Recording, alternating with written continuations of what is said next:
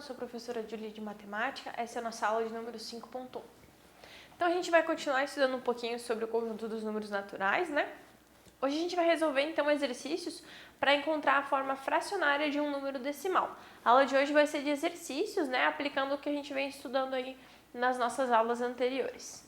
Os materiais que você vai precisar vai ser o seu caderno, caneta, lápis e borracha. Então vamos começar pelo primeiro exercício. A ideia aqui é a gente ler o exercício juntos, vocês pausam o vídeo, resolvem e depois voltam aqui para ver a correção, tá certo? O primeiro exercício fala assim: dado o número decimal, diga a que fração corresponde. Então aqui a gente tem o número decimal 0,566. Então a ideia aqui, ou 0,566, né? A ideia aqui é encontrar a fração que corresponde a esse número.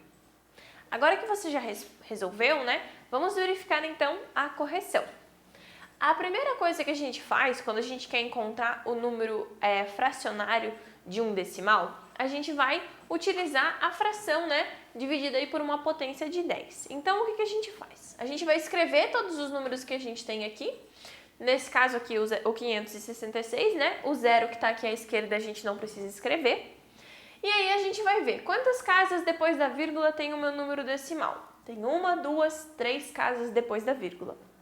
Ou 3 casas decimais. Por isso que a nossa fração, então, vai ficar dividida por 1000. Porque eu preciso ter, então, 3 zeros aqui dividindo esse valor, certo? Então, observem, né? 3 casas decimais me implica, então, em 3 zeros, ok? Por fim, eu vou simplificar essa fração aqui que eu consigo dividindo por 2 e eu vou ficar com a fração, então, 283 sobre 500. Essa é a fração do número 0,566, ok? Letra B. A gente tem então aqui a fração 0,13. Agora que você já resolveu, vamos conferir a resposta. 0,13, então eu tenho aqui 2 casas decimais, né? O que vai implicar que eu tenha 2 zeros ali, então eu fico com 13 divididos por 100. Eu não tenho como simplificar essa fração, porque o 13 é um número primo, então eu vou ficar somente com 13 sobre 100. Essa vai ser a resposta aí da letra B, ok? Letra C, 0,00098. Então, já que vocês já resolveram, vamos conferir a resposta. Nesse caso aqui, observem que eu tenho 5 casas decimais. Isso vai fazer com que eu tenha 5 zeros aqui na minha resposta, certo? Observem que eu não preciso colocar nenhum desses zeros que está à esquerda na parte de cima da minha fração. Eu coloco apenas o número 98, ok?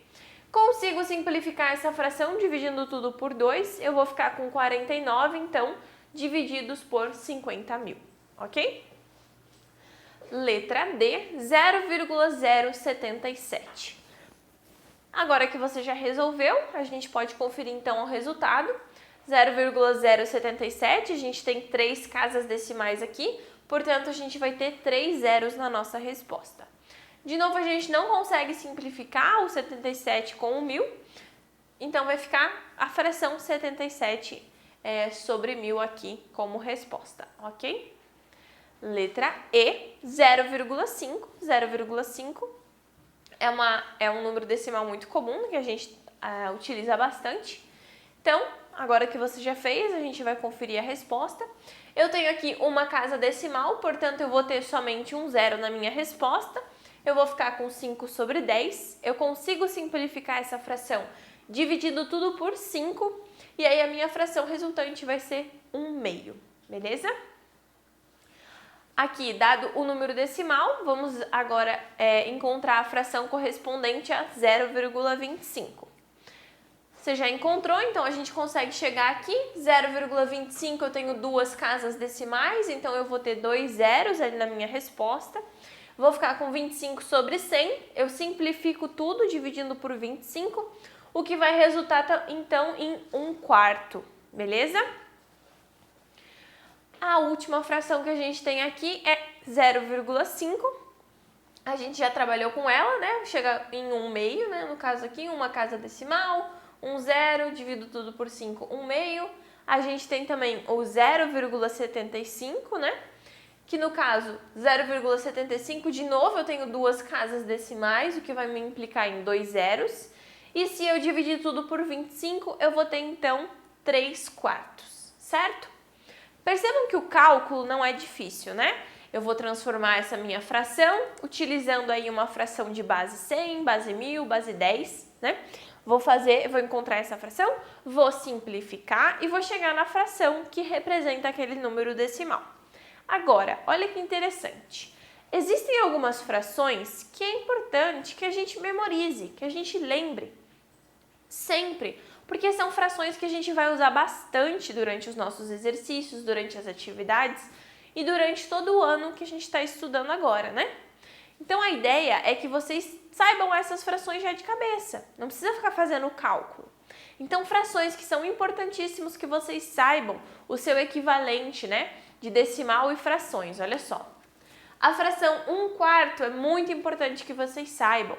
Percebam que essas frações a gente pode relacionar também com dinheiro.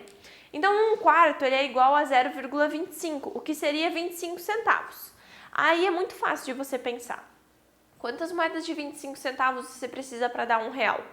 Não são 4 moedas de 25 centavos? Então, uma dessas 4 moedas vale 25 centavos.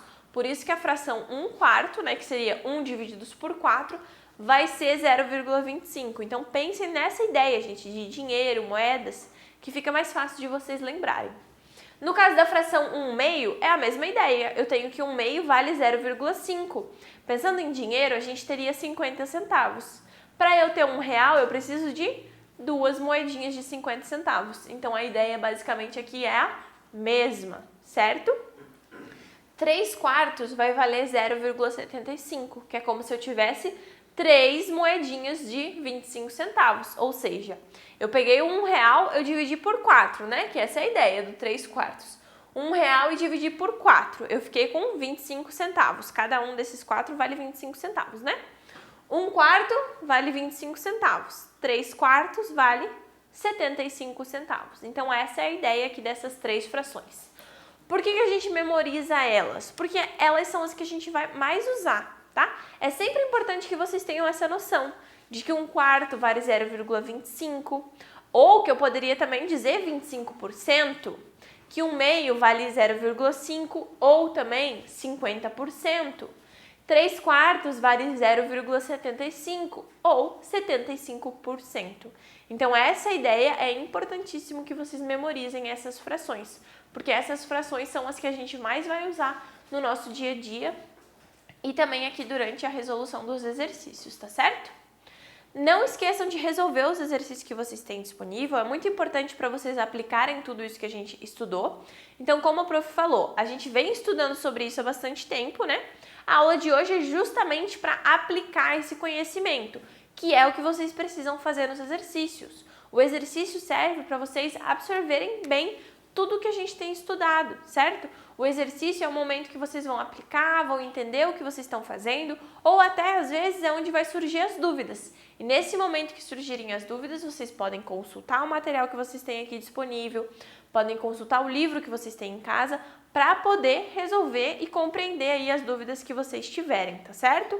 Então, por favor, não esqueçam de fazer os exercícios em casa, de fazer todos os exercícios, né, gente? Não só da aula de hoje, mas os exercícios anteriores também e os mais pra frente também. Sempre que vocês fazem os exercícios, vocês estão aí absorvendo melhor tudo que a gente tem estudado durante as aulas, tá certo? Então, façam os exercícios, consultem o material que vocês têm disponível e eu vejo vocês na nossa próxima aula.